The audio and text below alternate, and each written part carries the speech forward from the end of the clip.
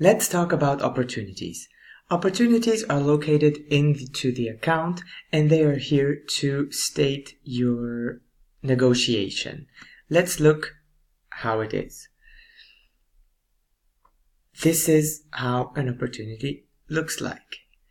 How do I get to this? Well, there are two ways. First, one comes from the lead once you fill in the right status of product. Here you have TAP, TAD, ERB or event status, and then at the conversion you have automatically the right opportunity that is created. You can check several, so you get several opportunities.